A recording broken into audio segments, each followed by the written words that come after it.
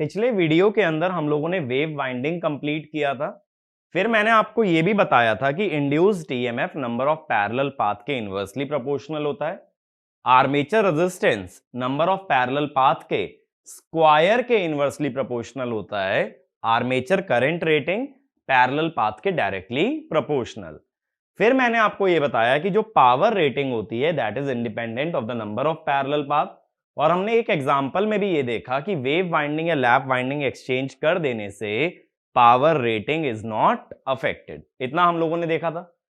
इसके बाद हमने क्या देखा था? इसके बाद मैंने आपको ये बताया था लैप वाइंडिंग में अगर किसी ब्रश को रिमूव करते हैं तो उससे पावर और ईएमएफ पे क्या इफेक्ट पड़ता है।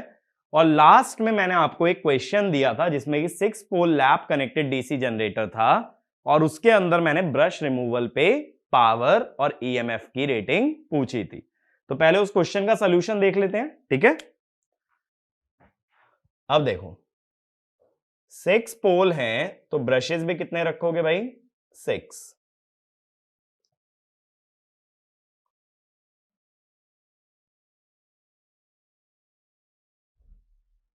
ठीक है ना। एक हेक्सागन की फॉर्म में मैं बना रहा हूं, इस टाइप से बनेगा।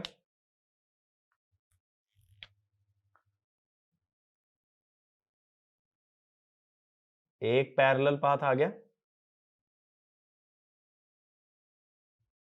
दूसरा पैरेलल पाथ, तीसरा, चौथा, पांचवा और ये छठा। ये 6 पैरेलल पाथ हो गए। अब इसमें क्या होगा ना, ऑल्टरनेट ब्रशेस पॉजिटिव और नेगेटिव होंगे, plus minus plus minus plus minus. तो प्लस प्लस वाले ना सारे ब्रश एक साथ जुड़ जाएंगे।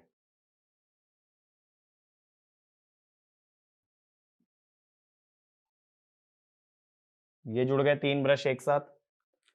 ऐसे ही माइनस माइनस वाले एक साथ जुड़ जाएंगे।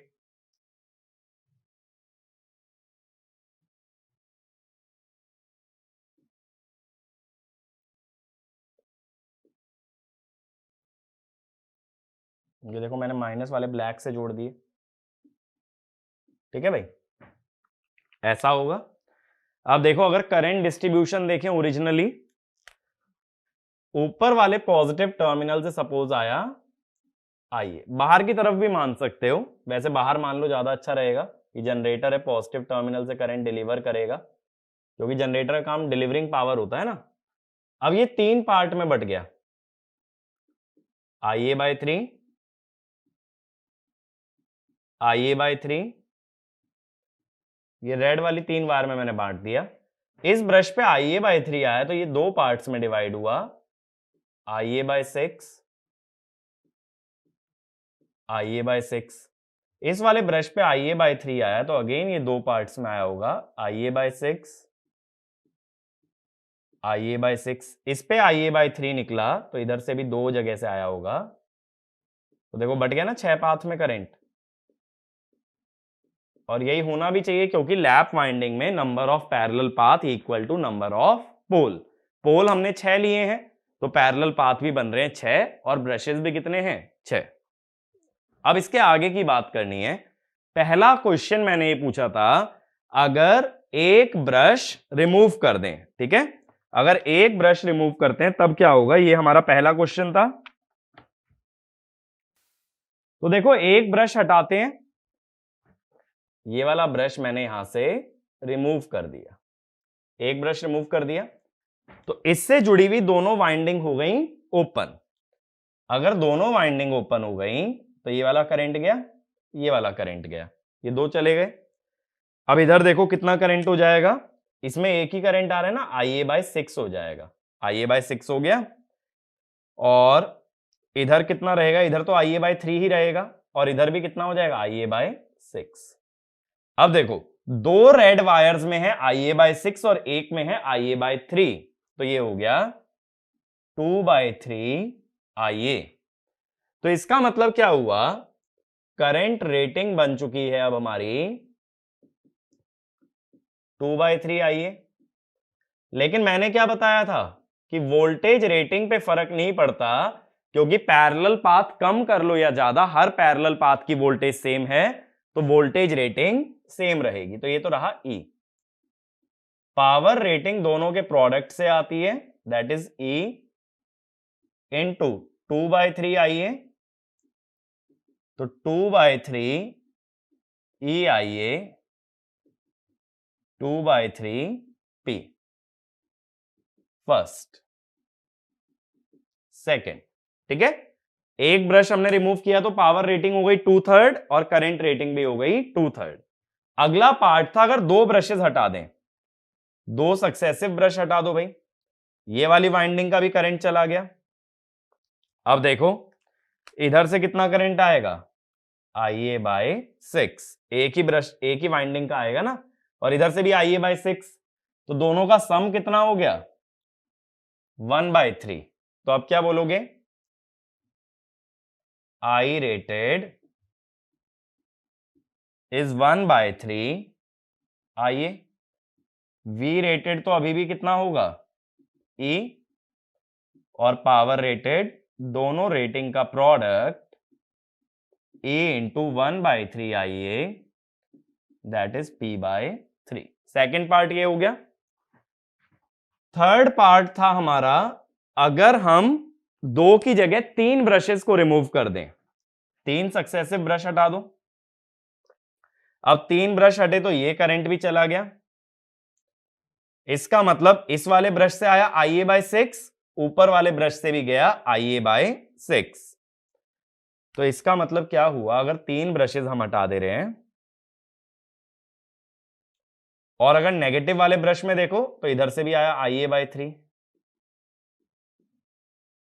और जब दो ब्रशेस हटाए थे, एक सेकंड, अगर एक बार दो ब्रशेस वाला केस रिविजिट करें, दो ब्रशेस में यहां पे था ना अपना, दो ब्रशेस हट गए थे। अच्छा, उस केस में ये वाला जो करंट था ना, ये IA/3 था, यहां से IA/6 और IA/6 ऐड होके IA/3 जा रहा था। IA/3 और IA/6 मिलके बन गया था, ये बनता 1/2 IA, ठीक है। तो यहां पे ना 1/3 IA की जगह कर लेना 1/2 IA, तो ये बनेगा P/2, ठीक है। क्योंकि देखो इस वाले ब्रश पे ना IA/6 नहीं होगा, IA/6 और IA/6 इस पे बनेगा IA/3। अब जब तीन ब्रशेस हटा दिए तो मैंने बोला ये वाला करंट भी गायब कर दो। अब ये करंट भी गायब हो गया तो IA/6 आया और इसमें भी आया IA/6, तो यहां करंट कितना हो गया 1/3 IA। तो I rated is IA/3, V rated is equal to E, तो P rated कितना हो गया E इंटू IA/3 यानी P/3। और लास्ट पार्ट पूछा था मैंने, अगर चार ब्रशेस हटा दें, देखो चार ब्रश हट गए तो एक पॉजिटिव और एक नेगेटिव ब्रश रह गया, तो इस वाली वाइंडिंग का भी करंट खत्म हो गया ना, तो यहां बचा IA/6, ऊपर भी बचा IA/6, इधर से कोई करंट नहीं आया, तो इधर ये करंट कितना बन गया IA/6। तो अब रेटेड करंट कितना हो गया भाई, I rated IA/6, V rated, ये तो E रहेगा चाहे पैरेलल पाथ कितने भी हो, P rated E into IA/6 यानी कि P/6। तो ये हमारे आंसर्स होंगे जो क्वेश्चन मैंने आपको लास्ट वीडियो में दिया था। और इसमें ना देखो ऐसे भी सोच सकते हो कि one brush removes two parallel path, एक ब्रश हटाने से दो पैरेलल पाथ हमारे खत्म हो जाते हैं, ठीक है। टू सक्सेसिव ब्रश, ये तीन पैरेलल पाथ को खत्म करेंगे, तीन सक्सेसिव ब्रश चार को, और चार सक्सेसिव ब्रश पांच को। यानी अगर n सक्सेसिव ब्रशेस रिमूव करते हो तो n+1 पैरेलल पाथ एलिमिनेट हो जाते हैं। अब देखो 6 पैरेलल पाथ थे तो मान लो करंट रेटिंग थी 6i, एक ब्रश से 2 हट गए, कितनी रह गई 4i, 4i और 6i का रेशो 2/3, ठीक है, पहले के मुकाबले 2/3 हो गई। 3 पाथ गए तो कितनी बची 3i, पहले थी 6i, 3i और 6i का रेशो हाफ। 4 पैरेलल पाथ गए, कितनी बची 2i, पहले थी 6i, 2i और 6i का रेशो 1/3। 5 गए, एक बचा यानी i, पहले थी 6i, तो कितना आ गया 1/6।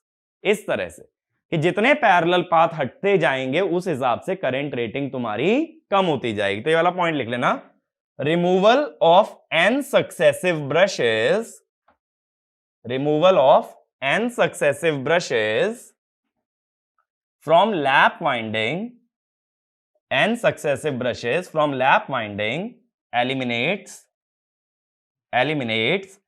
n+1 parallel paths, eliminates n+1 parallel path। तो ये चीज हमें यहां से सीखने मिलती है, ठीक है। अगर अपोजिट ब्रश वगैरह रिमूव करेगा तो केस ही अलग हो जाएगा, अभी मैं उसकी बात नहीं कर रहा था, सक्सेसिव ब्रशेस का मैंने आपको एक शॉर्टकट बताया है, ठीक है। अब बात है आज के लेक्चर में हम क्या करने वाले हैं, ये तो बातें हुई पिछले लेक्चर में जो हमने कवर किया था। आज मैं आपको बताने वाला हूं क्लोज्ड वाइंडिंग टर्म्स, कुछ ऐसी टर्म जो क्लोज्ड वाइंडिंग से रिलेटेड है। मैंने देखो लैप और वेव वाइंडिंग में प्रूव किया था ना क्लोज्ड वाइंडिंग क्या होती है, कि हमने ये देखा था जिस कम्यूटेटर सेगमेंट से वाइंडिंग शुरू हुई फाइनली उसी पे आके खत्म होती है, तो उसको क्या बोल दिया था क्लोज्ड वाइंडिंग। अब इसके अंदर कुछ टर्म्स डिफाइन करनी होती हैं। टर्म्स कैसे डिफाइन की जाती हैं देखो, एक होती है बैक पिच, अभी तक बस एक ही पिच देखी थी ना कम्यूटेटर पिच, और पोल पिच देख चुके थे। दूसरी होती है फ्रंट पिच,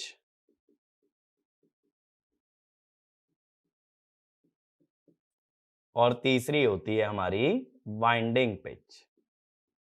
ये जो टॉपिक है ना गेट पॉइंट ऑफ व्यू से रेलिवेंट नहीं है, बट अदर एग्जाम्स में इस पे डायरेक्ट क्वेश्चन पूछा जा सकता है। ये 3 पिच मुझे तुम्हें समझानी है, फ्रंट पिच, बैक पिच और वाइंडिंग पिच, और इसका कैसे यूज होता है in case of lap winding and wave winding. बात क्लियर है, क्या क्या टर्म्स हम आज सीखने वाले हैं। अब सबसे पहले एक काम करता हूं ना, एक लैप वाइंडिंग बना लेता हूं। लैप वाइंडिंग के लिए मैं कुछ कंडीशन ले लेता हूं, अगर अच्छे से समझना है तो कुछ कंडीशन लेते हैं। अब मान लो पहले की तरह मैं 8 स्लॉट ले लेता हूं, 4 पोल ले लेता हूं, और लैप कनेक्टेड वाइंडिंग की बात कर लेता हूं। तो लैप कनेक्टेड वाइंडिंग में 8 स्लॉट थे और डबल लेयर वाइंडिंग थी, तो 16 कॉइल साइड बनाते हैं। अब जो 16 कॉइल साइड हम बनाते थे कैसे बनाते थे देखो, दोबारा से पूरी वाइंडिंग ड्रॉ करके दिखा रहा हूं, अच्छे से समझना कि ये front pitch, back pitch, winding pitch क्या चीजें होती हैं।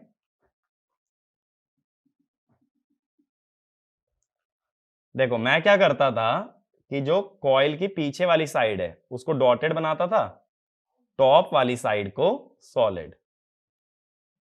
तो हमें 16 बनाने पड़ेंगे ना, 8 सॉलिड और 8 डॉटेड, यानी 8 टॉप साइड्स हैं और 8 हैं बॉटम साइड्स।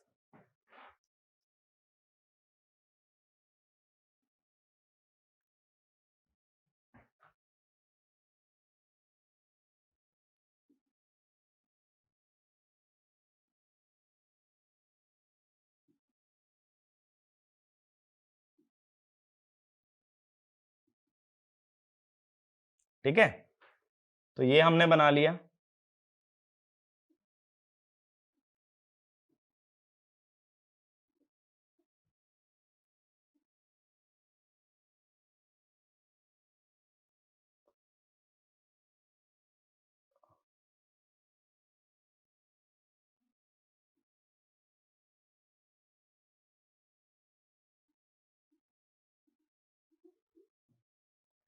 लेकिन अब देखो क्या होता है कि इनकी जो नंबरिंग हमने पहले की थी कैसे की थी, 1 1 dash 2 2 dash 3 3 dash 4 4 dash 5 5 dash 6 6 dash 7 7 dash 8 8 dash, ऐसे नंबरिंग की थी। नीचे हमने कम्यूटेटर सेगमेंट बनाए थे।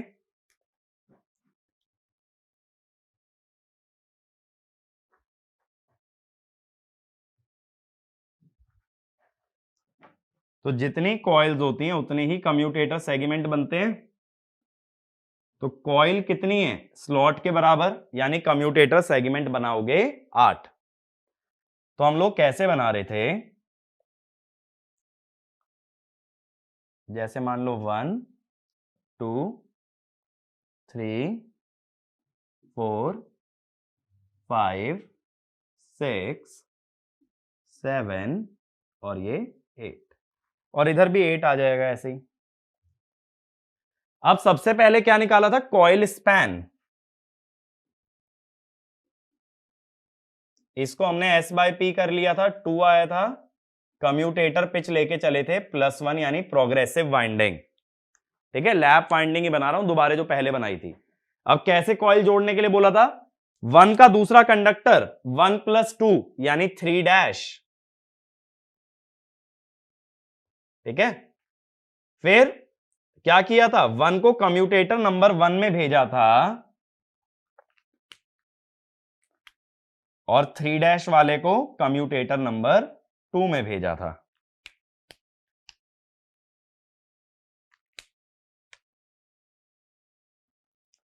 टू में हमारा 2 वाला भी गया था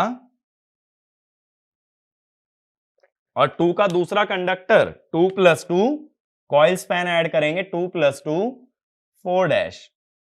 2 वाला कम्यूटेटर नंबर 2 में गया है, तो 4 डैश वाला किस में जाएगा, 4 डैश वाला जाएगा 2 + 1 यानी कि 3 में। कम्यूटेटर पिच ऐड की थी 3 में, तो 3 वाला भी जाएगा। 3 का दूसरा कंडक्टर 3 + 2 5 डैश। 3 वाला 3 में गया है, तो 5 डैश वाला किस में जाएगा, 5 डैश वाला जाएगा 3 + 1 4 में, बट 4 में तो 4 वाला भी जाएगा। 4 का दूसरा कंडक्टर 6 डैश। 4 वाला अगर 4 में गया है तो 6 डैश वाला 5 में जाएगा, लेकिन 5 में तो 5 भी जाएगा। ठीक है, 5 में तो 5 भी जाएगा। 5 का दूसरा कंडक्टर वो होता है अपना 7 डैश। 5 वाला अगर 5 में गया है तो 7 डैश किस में जाएगा, 7 डैश 6 में जाएगा, बट 6 में तो 6 भी जा रहा है। 6 का दूसरा कंडक्टर 8 डैश। 6 वाला 6 में गया है तो 8 डैश किस में जाएगा, 7 में, बट 7 में तो 7 भी जाएगा हमारा। 7 का दूसरा कंडक्टर 9 डैश। 9 तो है ही नहीं, है तो 8, तो 9 डैश माने 1 डैश। तो ये कहां से आ रहा है, फ्रॉम 7। अगर 7 वाला 7 में गया है तो 1 डैश किस में जाएगा, 1 डैश जाएगा 8 में, ये चला गया 8 में। फिर 8 का दूसरा कंडक्टर 10 डैश। अब है तो 8 ही, तो 10 डैश माने 2 डैश। अब 8 वाला तो 8 में कनेक्ट होगा, तो 2 डैश किस में जाएगा, 2 डैश जाएगा 9 में, 9 यानी कि 1 में। ऐसे कॉइल बन गई। लेकिन अब देखो क्या होता है, ये फ्रंट पिच और बैक पिच डिफाइन करने के लिए जो कंडक्टर की नेमिंग 1 1 डैश 2 2 डैश 3 3 डैश दी है, इसकी जगह लाइन से नंबर कर दिया जाता है। लाइन से कैसे नंबर कर देते हैं, देखो 1 2 3 4 5 6 7 8 9 10 11 12 13 14 15 16, यानी डॉटेड वाले सारे इवन नंबर पे बॉटम कॉइल साइड को इवन नंबर दिया गया और सॉलिड या टॉप कॉइल साइड को ऑड नंबर दिया गया। इस हिसाब से नंबरिंग कर दी। अब सबसे पहली चीज होती है बैक पिच। ये देखो यहां पे जो भी कनेक्शन होते हैं, कम्यूटेटर जो है ये फ्रंट है मशीन का, कम्यूटेटर मशीन में फ्रंट पे होता है, और ये जो पीछे कनेक्शन बन रहे हैं ये है बैक। अब बैक पिच कैसे निकालते हैं, देखो 1 वाला जो कंडक्टर है बैक में किससे जुड़ा है, 6 से, तो बैक पिच क्या हुआ, इसकी दोनों कॉइल साइड्स का डिफरेंस, 1 की दूसरी कॉइल साइड है 6, तो बैक पिच क्या हुआ यहां पे, अगर मैं वाई भी लिख दूं, ये हुआ 6 माइनस 1 इक्वल टू 5, ठीक है।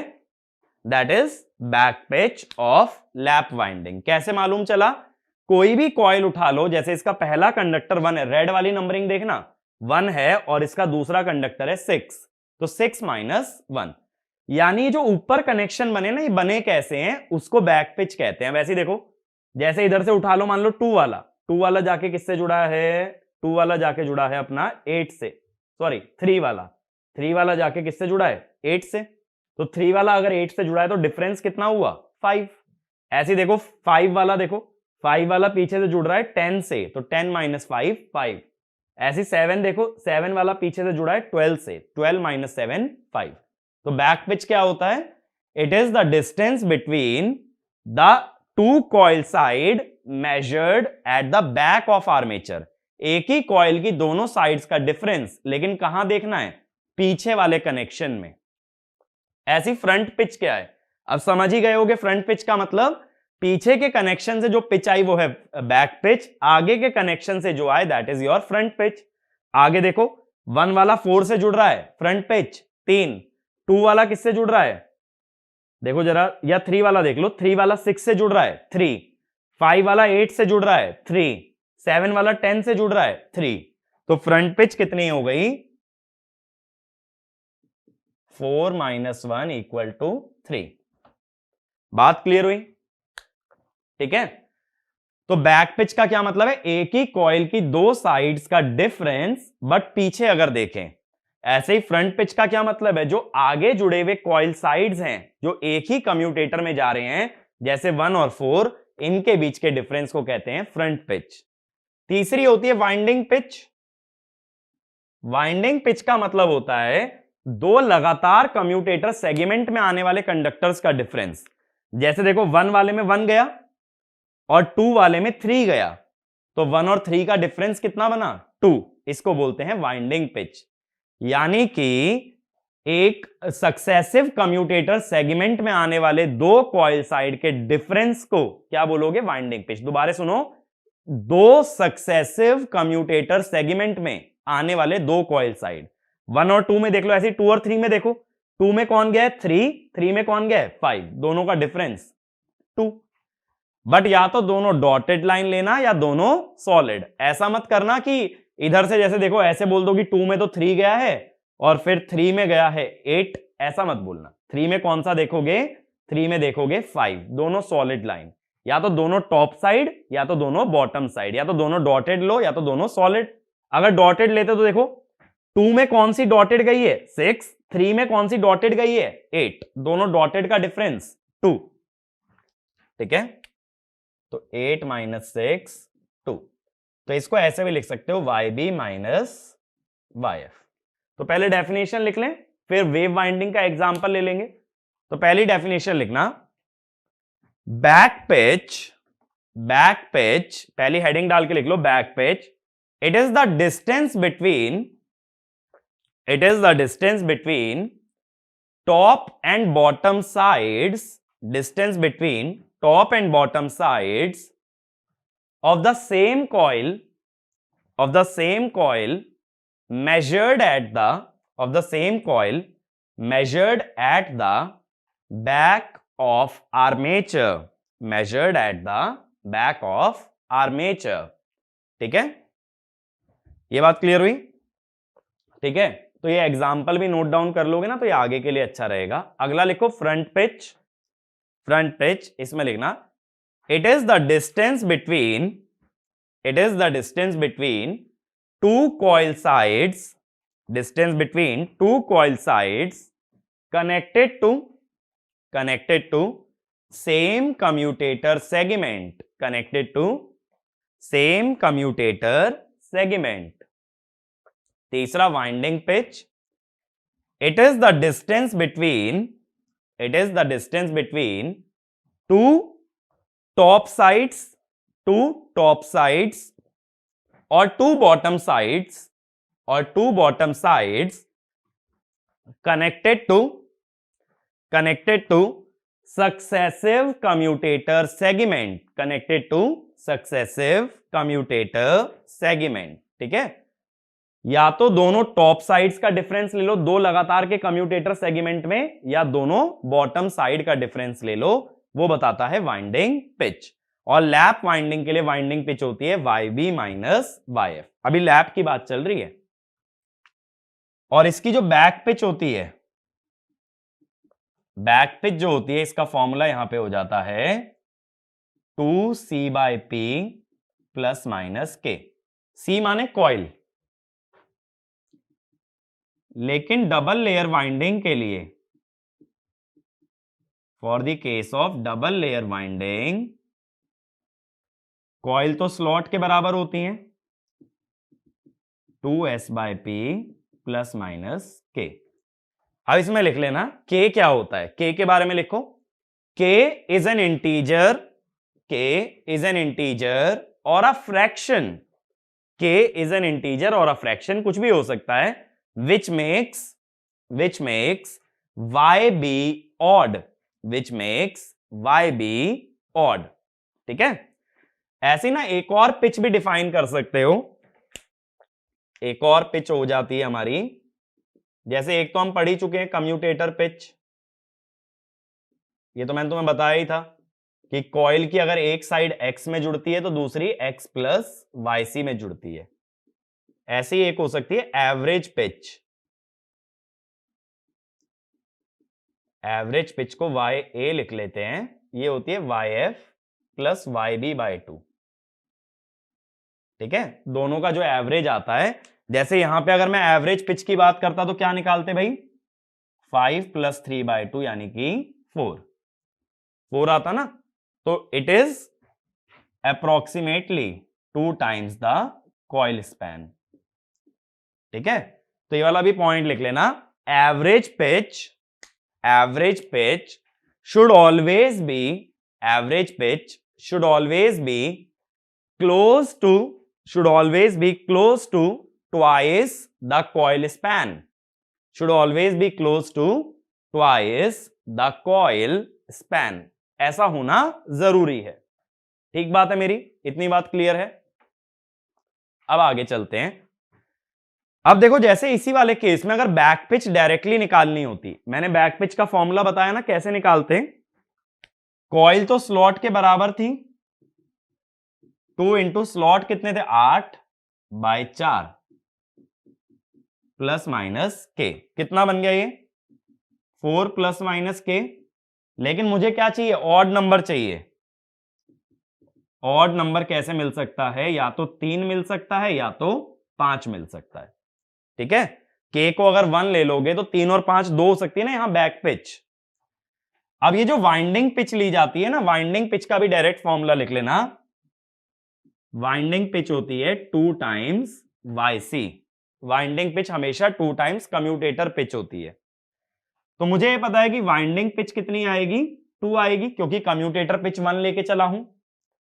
तो फ्रंट पिच क्या हो सकती है, अगर इस फॉर्मूले से जाओगे YB माइनस YF, तो YB माइनस YW, यानी कि 1 और 3। अब मेरे पास 2 आंसर हो सकते हैं, 3 और 1 या 5 और 3, इसमें से कौन सा चूज करोगे, ऐसा जिसका एवरेज कितना आ जाए, twice the coil span. Coil span 2 है ना, तो 5 और 3 का एवरेज 4 आएगा, जो कि इससे दुगना है। 3 और 1 का एवरेज 2 आएगा, वो कॉइल स्पैन के बराबर है, डबल नहीं है। बात मेरी समझो, सबसे पहले बैक पिच निकालोगे, उसकी 2 वैल्यूज आती हैं।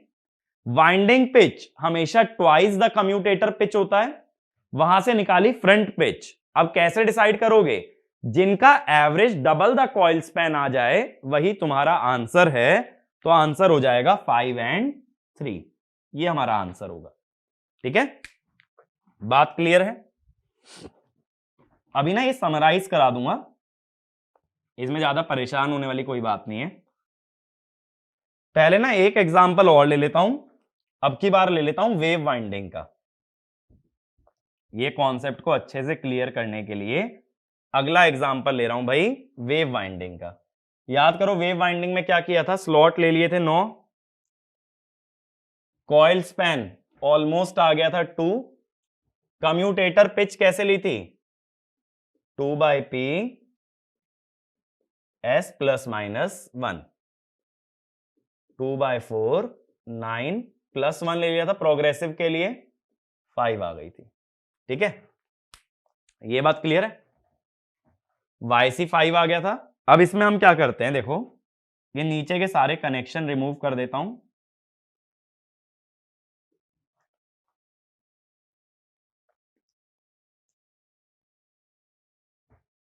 और ऊपर के भी रिमूव कर देता हूं।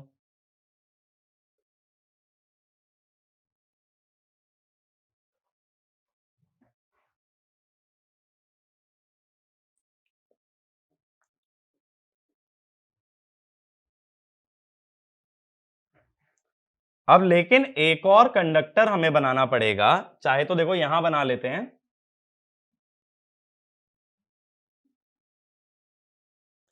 जो कि होगा 9 और 9 डैश।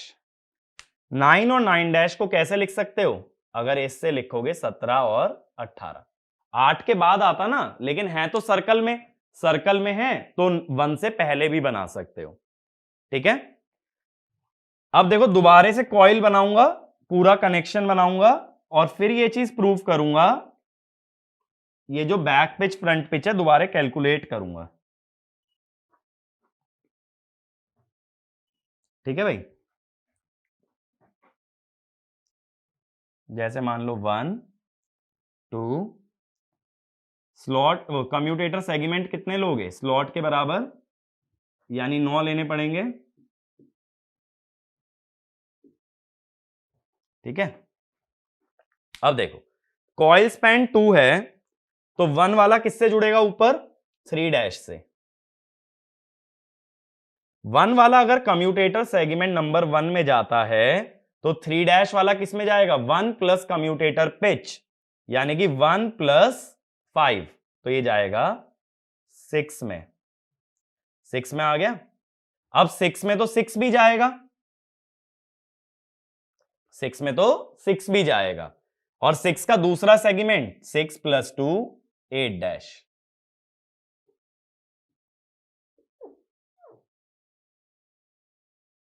ये बन गया 8 डैश। 6 वाला 6 में गया तो 8 डैश किस में जाएगा, 11 में। 11 तो लेकिन है नहीं, है कितने 9, तो 11 का मतलब है 2,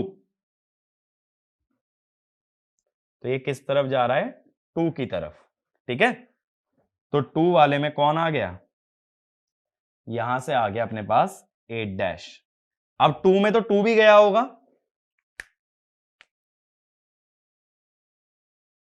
2 में तो 2 भी गया है, 2 में 2 भेजो,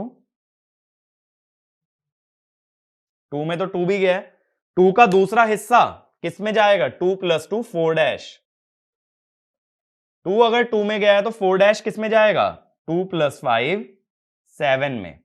7 में तो 7 भी जाएगा, 7 का दूसरा हिस्सा 7 + 2 9 डैश, तो ये 7 से आ रहा है। ठीक है, 9 डैश किस में जाएगा, अगर 7 7 में गया है तो 7 + 5 12 में, कम्यूटेटर पिच ऐड कर लो ना, ये 7 में गया है तो वो जाएगा 12 में, लेकिन है तो 9, 12 माने 3, तो ये आ गया 3 में। 3 में तो 3 भी गया होगा, सॉरी ये वाले नंबर मत देखो, रेड वाले, 3 में तो 3 भी जाएगा, 3 का दूसरा हिस्सा 5 डैश। अगर 3 में 3 गया है तो 5 डैश किस में जाएगा, 8 में। 8 में तो लेकिन अगेन 8 भी जाएगा, 8 का दूसरा हिस्सा 10 डैश, 10 डैश माने 2 डैश, सॉरी 1 डैश, 9 है ना तो 10 डैश माने 1 डैश, पहले 8 थे तो 2 डैश बनता, अब 9 है तो 1 डैश फ्रॉम 8। अब अगर 8 वाला 8 में गया है तो 1 डैश किस में जाएगा, 8 वाला 8 में गया है तो 1 डैश किस में जाएगा, 8 + 5 13, लेकिन है अपने पास 9, अगर 9 है तो 13 माने 4, 4 में तो फिर 4 भी जाएगा भाई, 4 का दूसरा हिस्सा 6 डैश, 4 में 4 गया तो 6 डैश किस में जाएगा? 9 में, 9 में तो लेकिन 9 भी जाएगा, 9 का दूसरा हिस्सा 11 डैश, लेकिन है तो 9 ना, तो ये जुड़ेगा 2 डैश से। अगर 9 वाला 9 में गया है तो 2 डैश, 9 + 5 14, लेकिन है 9 तो गया 5 में, 5 में तो अगेन 5 भी गया, 5 का दूसरा हिस्सा 7 डैश, 5 वाला 5 में गया तो 7 डैश, 5 + 5 10, यानी कि 1, क्योंकि 9 है ना। अब 1 में फिर 1 गया तो ये सारी वाइंडिंग कंप्लीट हो गई अपनी, ठीक है। 7 वाला नहीं निकाला ना अभी हमने, 7 का दूसरा हिस्सा 9 डैश, अच्छा ये उठाया नहीं है ऐसे, ऐसे 8, ठीक है। ये पूरी वाइंडिंग कंप्लीट हो गई। अब आते हैं बैक पिच पे। अब लाल वाले नंबर्स देखना। अब बैक पिच में देखो 1 वाला कंडक्टर किससे जाके जुड़ा है? 6 से। 1 वाला अगर 6 से जुड़ा है तो बैक पिच कितनी हो गई? 6 - 1 5, तो बैक पिच आ गई हमारी 5, ठीक है। ये मेरी बात क्लियर हुई। बैक पिच हमने कैसे मालूम लगाया कि 1 वाला कंडक्टर पीछे जाके जुड़ा है 6 वाले से, तो बैक पिच अभी भी कितनी आ रही है? 5। अब फ्रंट पिच की बात कर लो। फ्रंट पिच में आगे का कनेक्शन देखना होता है। 1 वाला देखो आगे किससे जुड़ रहा है? ये रहा 1, या ऐसा देखो 3 वाला देख लो, चलो 3 वाला आगे किससे जुड़ रहा है? 8 डैश से। 8 डैश का मतलब क्या है? 16। या और किसी को अगर देखें, थोड़ा और आगे चल के देख लेते हैं। जैसे देखो 4 वाला 9 से जुड़ा, 4 वाला 9 से जुड़ा ना, ये देखो ये जाके ऐसे 9 से जुड़ा। 4 अगर 9 से जुड़ा तो 9 - 4 5। फ्रंट पिच भी कितनी आ गई? 5। वाइंडिंग पिच, दो लगातार के कम्यूटेटर सेगमेंट देखो। जैसे 1 में गया है 1, ये रहा 1 में 1, 2 में कौन गया है? 2 में गया है हमारा, दो लगातार के कम्यूटेटर सेगमेंट में अगर देखा जाए तो 2 top side and bottom side of the successive coil. एक सेकेंड रुको। वाइंडिंग पिच की अगर बात करें तो 1 में तो 1 ही जा रहा है, ये हमें दिख रहा है। एक सेकेंड, 1 वाला जो है ये 1 में गया है, अब 2 में गया है ऐसे तो 3, लेकिन 1 वाली कॉइल जहां से चली वो 6 में खत्म हुई और फिर अगली कॉइल में आया 11। तो यहां वाइंडिंग पिच बनेगी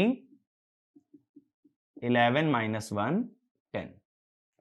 अब बात है ये 10 कैसे आई? मैंने तो दो लगातार के कम्यूटेटर सेगमेंट बोले थे, तो दो लगातार के कम्यूटेटर सेगमेंट का मतलब ये होता है जहां एक कॉइल खत्म हो वहां से दूसरी कौन सी शुरू हुई। देखो जरा ध्यान से, 1 वाली कॉइल का दूसरा कंडक्टर था 6, 6 किस में खत्म हुआ? 6 में। वहां शुरू कौन सा कंडक्टर हुआ? 11। तो एक कॉइल थी 1, दूसरी कॉइल थी 11। तो वाइंडिंग पिच के अंदर एक पॉइंट और ऐड कर लो। To determine the winding pitch, to determine the winding pitch, we consider two successive coils, we consider two successive coils such that where one coil terminates, the other should start, where one coil terminates the other should start। ठीक है, जैसे 1 और 6 वाली जो coil है ये 6 में खत्म हुई है, ठीक है। 1 और 6 वाली जो कॉइल है वो 6 में खत्म हुई है और यहां से शुरू कौन सी हुई है? 11। तो 11 और 1 का जब मैं डिफरेंस लूंगा तब मैं इसे क्या बोल दूंगा? तब मैं इसे बोल दूंगा वाइंडिंग पिच। ठीक है, वाइंडिंग पिच का क्लियर है कि 1 और 11 का डिफरेंस लेना है। कैसे? दो सक्सेसिव कॉइल के टॉप या बॉटम का डिफरेंस लेते हैं। टॉप या बॉटम का डिफरेंस माने जहां एक कॉइल खत्म हो वहां से दूसरी कॉइल शुरू हो, ऐसी दो कॉइल के टॉप या बॉटम का डिफरेंस। तो अगर यहां से ध्यान से देखोगे 1 और 6, फिर यहां से 11 और ये 16, तो चाहे तो 6 और 16 का डिफरेंस ले लो, चाहे 1 और 11 का ले लो, लेकिन टॉप और bottom side of the successive coil. Successive coil का मतलब जहां से एक खत्म वहां से दूसरी शुरू, लैप वाइंडिंग में अलग मीनिंग निकल के आता है और वेव के अंदर अलग। अब देखो यहां पे एक चीज अगर ऑब्जर्व करें तो वेव वाइंडिंग में वाइंडिंग पिच है YB प्लस YF, ठीक है, YB प्लस YF आ रही है, उधर आ रही थी YB माइनस YF। अब इसमें एक पॉइंट और लिखना, front pitch and back pitch, front pitch and back pitch are always odd, are always odd, and winding pitch is always even, and winding pitch is always even। और देखो यहां पे winding pitch के बारे में एक और इंफॉर्मेशन क्या मिल रही है कि अगेन ये कम्यूटेटर पिच से दुगना आती है, 5 का दुगना ही तो होगा 10। अब देखो क्या क्या फॉर्मूले मिल गए, लैप और वेव, ठीक है। एक जो यूनिवर्सल फॉर्मूला है वो है वाइंडिंग पिच, ये 2YC आती है, और यहां आती है YB माइनस YF, और यहां आती है YB प्लस YF। फिर YB का यहां पे हमने एक फॉर्मूला देखा 2C/P प्लस माइनस K, ठीक है। इतना फॉर्मूला हम लोग पढ़ चुके हैं ना, 2C/P प्लस माइनस K, ये किसके लिए आता है, लैप वाइंडिंग के लिए। ऐसी कम्यूटेटर पिच लिख लो, यहां पे क्या लेते हो प्लस माइनस 1, यहां पे क्या लेते हो 2/P C प्लस माइनस 1। वो तो डबल लेयर वाइंडिंग के लिए कॉइल और स्लॉट क्या हो जाते हैं, सेम हो जाते हैं। और ये भी ध्यान रखना है कि YB और YF क्या आएंगे, हमेशा ऑड आएंगे, ठीक है। अब देखो बात है कि इतना तो हमने पढ़ लिया, चलो फॉर्मूला भी समझ आ जाता है। अब लेकिन क्वेश्चन मार्क ये बनता है कि यहां पे इन टर्म्स का यूजेज क्या है, हम ये टर्म्स पढ़ क्यों रहे हैं, back pitch, front pitch, winding pitch. उसका देखो सबसे बड़ा रीजन ये बनता है कि अगर हमें वाइंडिंग डिजाइन करनी है, तो जैसे मैंने तुम्हें वाइंडिंग डिजाइन करने का तरीका बताया ना, मैंने कैसे तरीका बता रखा है कि कॉइल स्पैन निकाल लो S/P करके, कम्यूटेटर पिच निकाल लो और उसके बाद बना दो। सेम तरह से डिजाइनिंग हो सकती है फ्रंट पिच, बैक पिच और वाइंडिंग पिच से। देखें तो पहला एग्जांपल देख रहे हैं, तो इसको क्वेश्चन बना के लिखो कि कैसे हम फ्रंट पिच का यूज करने वाले हैं। क्वेश्चन लिखना, a progressive simplex lap winding, a progressive simplex lap winding is to be designed for a 4-pole 14 slot, for a 4-pole 14 slot, 2 coil sides per slot, 2 coil side per slot of a DC armature, obtain winding diagram, obtain winding diagram। अब देखो information क्या क्या दी है, पोल बताए हैं 4, और क्या बताया है 14 स्लॉट है और 2 कॉइल साइड पर स्लॉट, 2 कॉइल साइड्स पर स्लॉट। अगर एक स्लॉट में 2 कॉइल साइड आती है, माने ये डबल लेयर वाइंडिंग की बात कर रहा है भाई।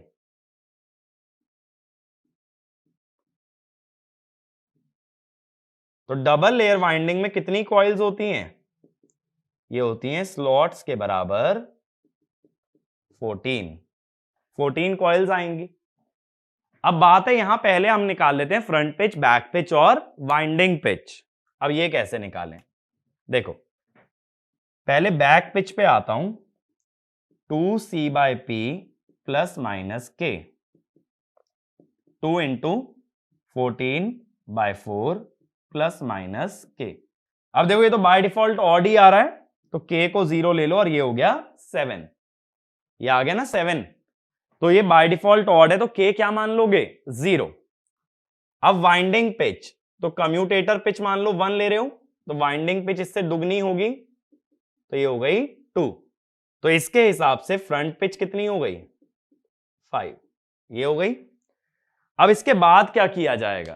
ठीक है, इसके बाद क्या करना होता है कि पहले कंडक्टर बना लेंगे, सॉरी कॉइल साइड बना लेंगे। अब की बार कितनी बनानी पड़ेंगी भाई? 2 कॉइल साइड है ना हर स्लॉट में, और स्लॉट कितने हैं? 14। तो कितनी कॉइल साइड हुई? हिसाब लगाओ भाई, कितनी हुई? हमारे पास हुई 28 कॉइल साइड। नहीं तो ऐसे सोच लो 14 कॉइल हैं और हर कॉइल की 2 साइड होती हैं, तो भी 28 बनेंगी।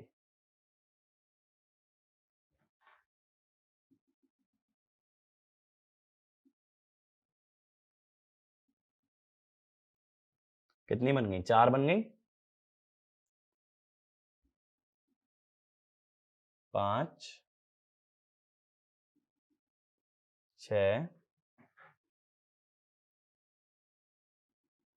7 8 ये 9 ये 10। थोड़ा सा इधर भी बना लेते हैं।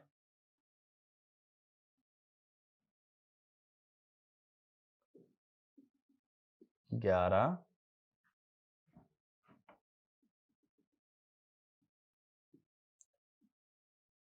12 13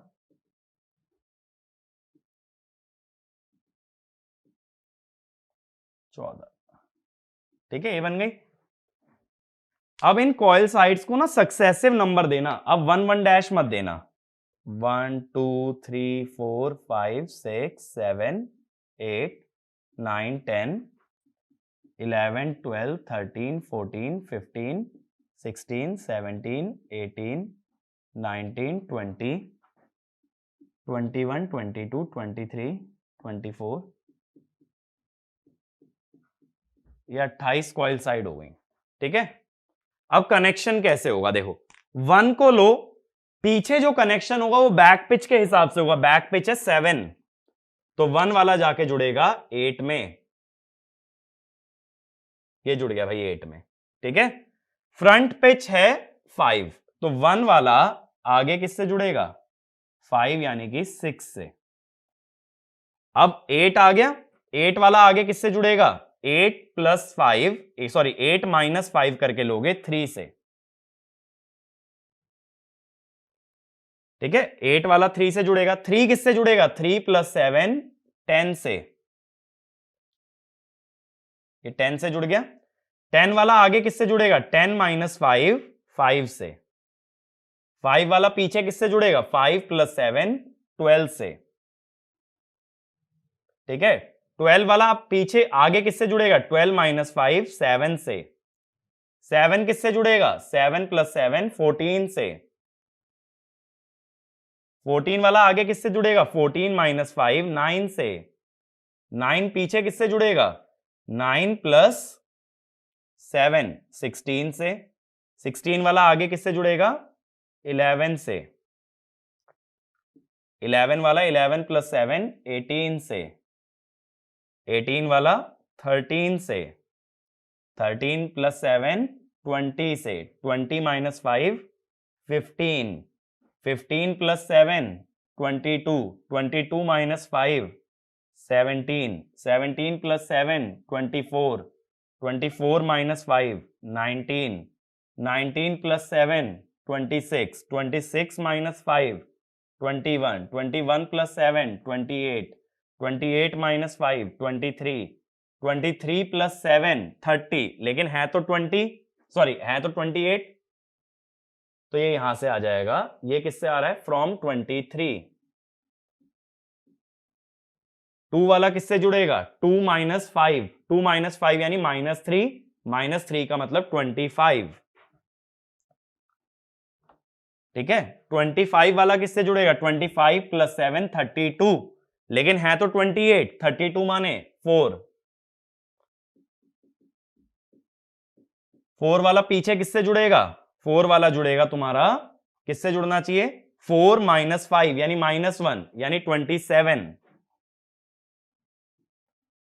अब 4 वाला 20 किससे जुड़ा, 27 से, 27 किससे जुड़ेगा, 34 है 28 यानी कि 6 से,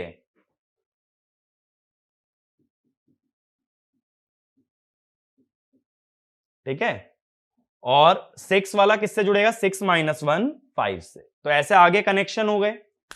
तो इसका मतलब है पीछे वाले कनेक्शन कैसे बनते हैं, बैक पिच से, और आगे वाले कनेक्शन किससे बनते हैं, फ्रंट पिच से। अब इसके आगे के जो कनेक्शन है तुम्हारे, वो किससे कर दोगे, कम्यूटेटर से। उसके लिए कम्यूटेटर पिच हमने मान रखी है कि 1 है, ठीक है। कम्यूटेटर पिच हमने मान रखी है ना 1 है। तो देखो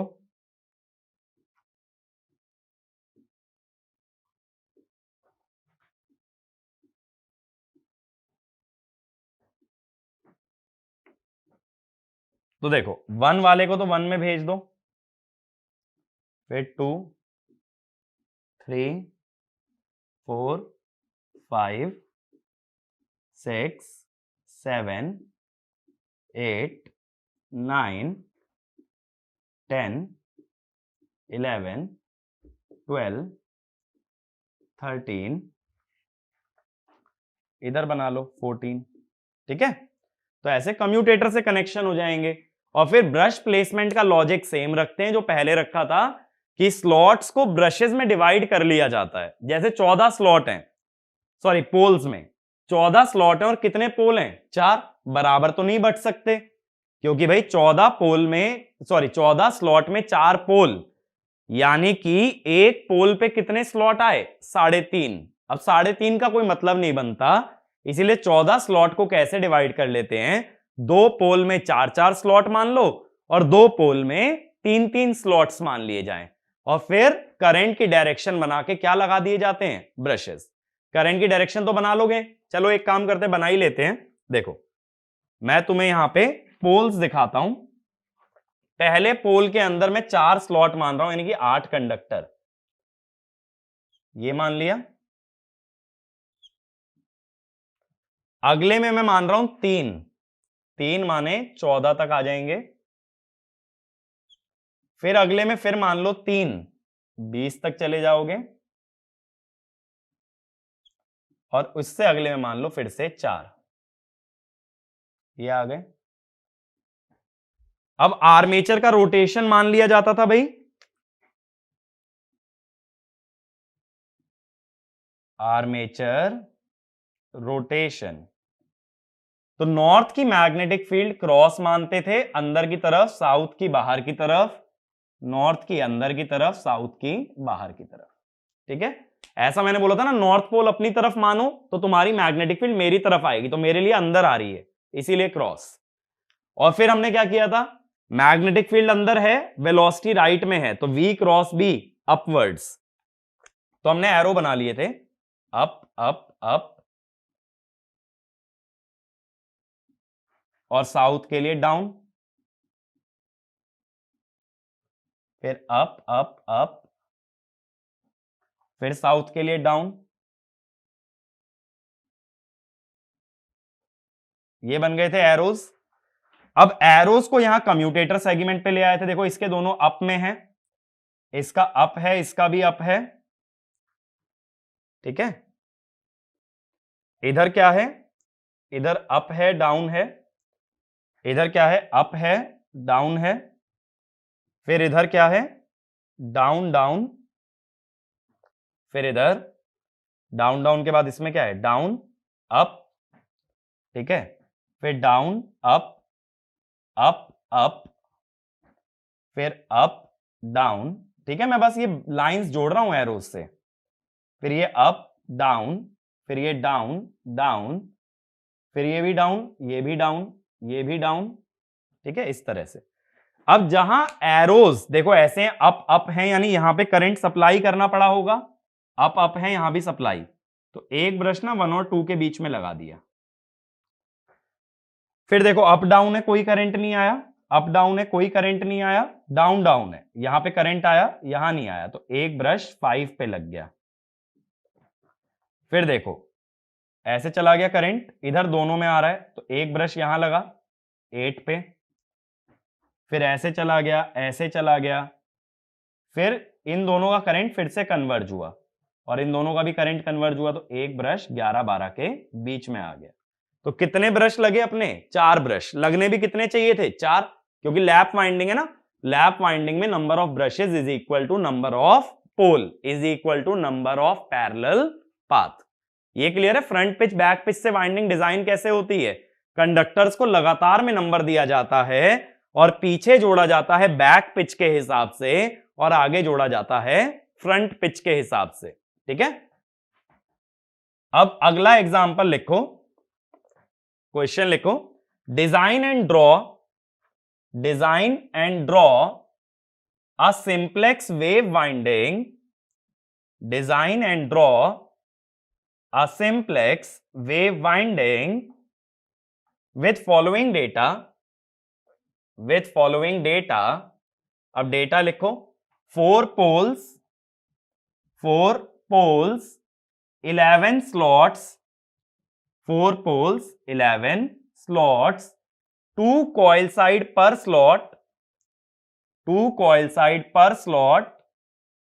and progressive winding।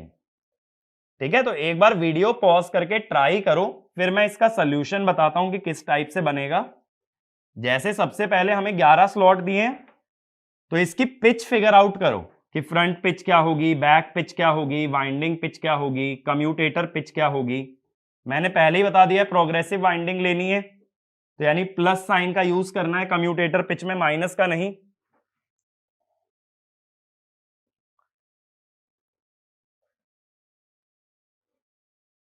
ठीक है,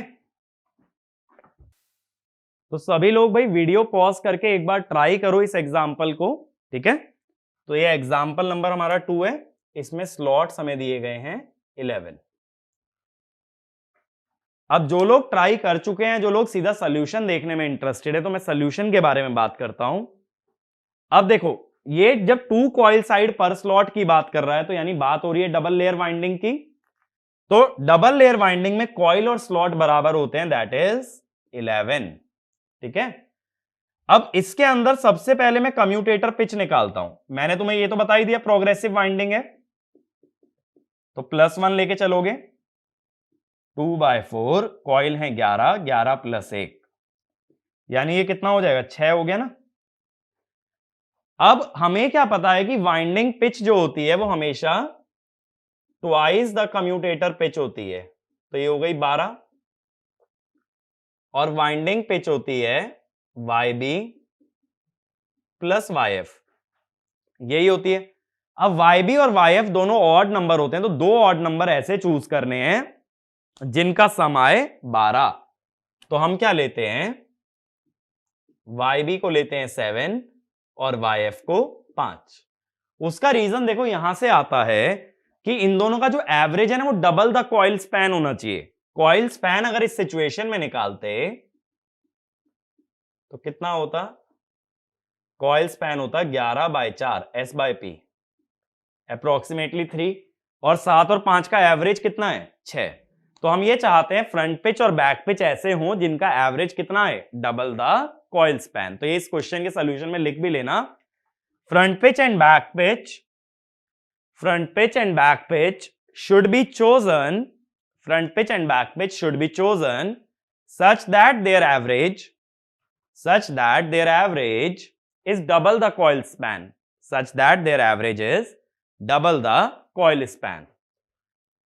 तो अब देखो, इस डेटा के बेसिस पे मैं बनाने वाला हूं वाइंडिंग। तो सबसे पहले क्या करते हैं? कॉइल साइड बनाई जाती हैं। कितनी कॉइल साइड बनाओगे भाई? 11 स्लॉट हैं और हर स्लॉट में 2 कॉइल साइड है हमारे पास। 11 स्लॉट में अगर 2-2 कॉइल साइड आने वाली हैं, तो क्या करना पड़ेगा? कितनी कॉइल साइड बनानी पड़ेंगी? सोचो, 22 आएगा ना। हर स्लॉट में 2 कॉइल साइड, तो 22 बना लेते हैं। अब देखो बनाना शुरू करता हूं, टॉप बॉटम, फिर से देखो टॉप को ना सॉलिड लाइन से दिखा रहा हूं, बॉटम को डॉटेड लाइन से।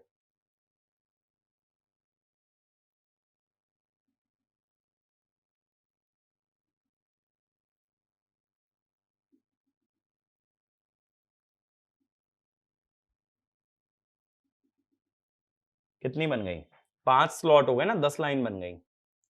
अपने को 11 स्लॉट या 22 लाइंस बनानी है। 6 7 8 9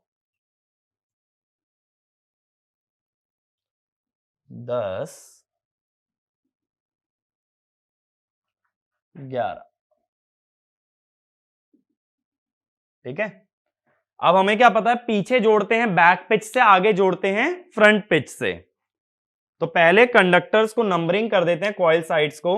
1 2 3 4 5 6 7 8 9 10 11 12 13 14 15 16 17 18 19 20 21 22। ये हो गया। अब वन वाला पीछे किससे जुड़ेगा? बैक पिच ऐड कर लो, 1 + 7 8 से। तो 8 में जाकर के इसको जोड़ दो। 8 वाला आगे किससे जुड़ेगा? अब देखो लैप वाइंडिंग में मैंने क्या कहा था, इसमें से फ्रंट पिच सबट्रैक्ट कर लेना। तो 8 को पीछे लाके जोड़ा किससे था फिर? 3 से। लेकिन वेव वाइंडिंग में ना ऐड करना, 8 में 5 ऐड करो तो 8 वाला जाके किससे जुड़ेगा आगे? 13 से।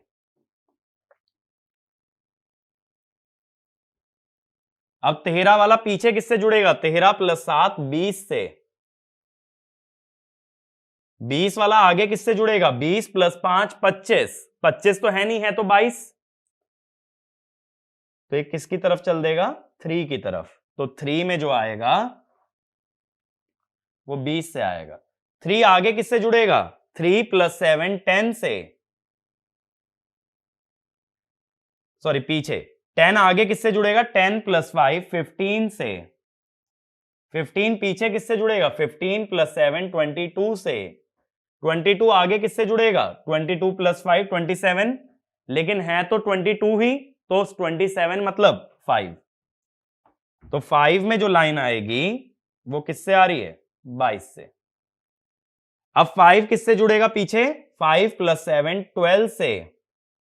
12 आगे किससे जुड़ेगा? 12 + 5 17 से। 17 पीछे किससे जुड़ेगा? 17 + 7 24।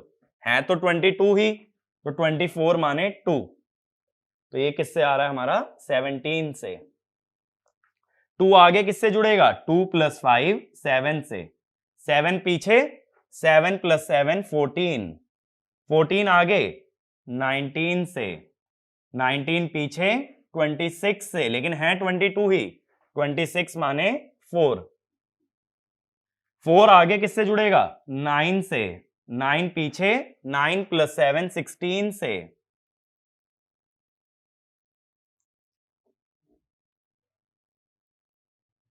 16 आगे 21 से। 21 पीछे 28 से, लेकिन है 26, तो 28 माने 6।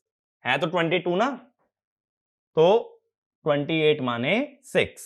6 आगे 11 से। 11 पीछे 18 से।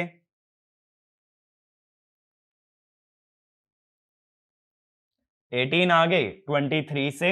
है तो 22, तो 23 माने 1।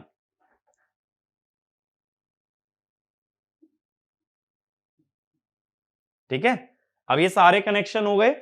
अब आगे कनेक्शन करना पड़ेगा कम्यूटेटर में।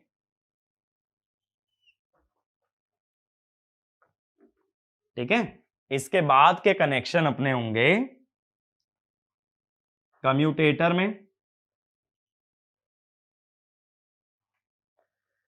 अब कम्यूटेटर में कनेक्शन के लिए पहले क्या है ना, जहां जहां इनके इंटरसेक्शन है वहां पे ना यहां क्रॉसिंग ले लो। इजी तरीका यही होता है कि कम्यूटेटर सेगमेंट जहां जहां ये इंटरसेक्ट कर रही है ना लाइनें, वहीं वहीं पे बना लो। जैसे नंबरिंग दे देता हूं मैं। नंबरिंग अगर मैं देता हूं 1, या चलो 1 इधर से लो।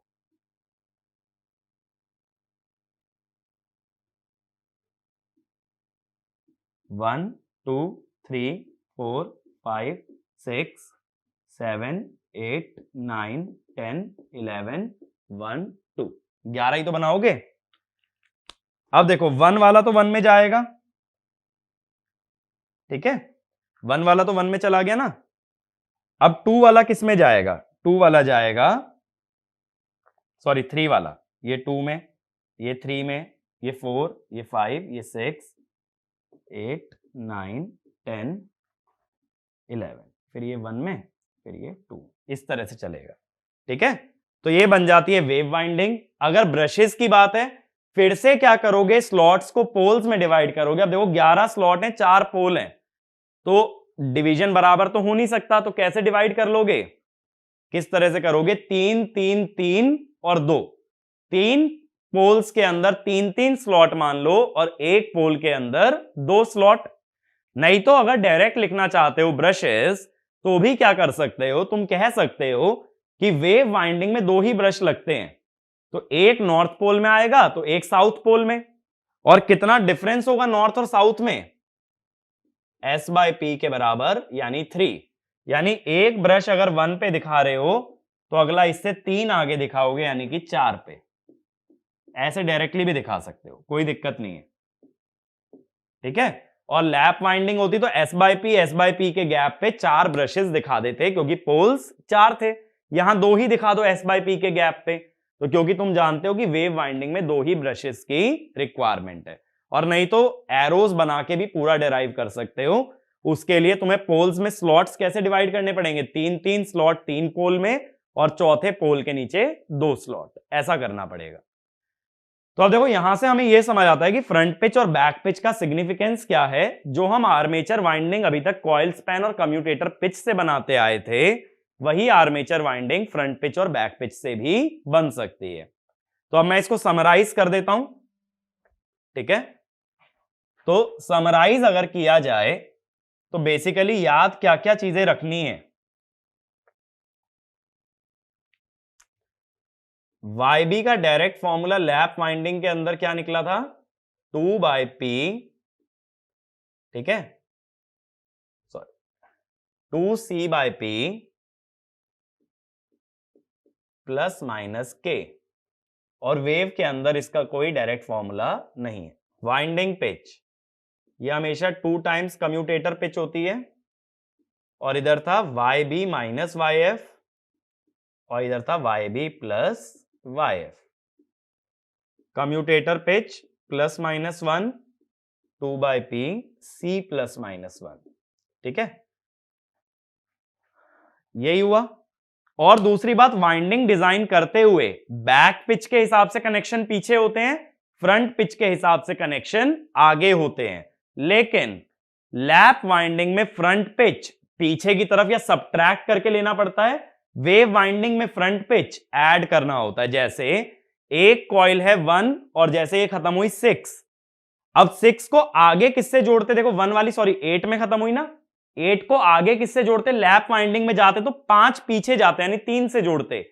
वेव वाइंडिंग में 5 आगे गए तो जोड़ा किससे, 13 से। तो वेव वाइंडिंग में फ्रंट पिच ऐड करके ली जाती है और लैप वाइंडिंग में फ्रंट पिच सबट्रैक्ट करके लेते हैं। तो ये वाला भी पॉइंट लिख लेना।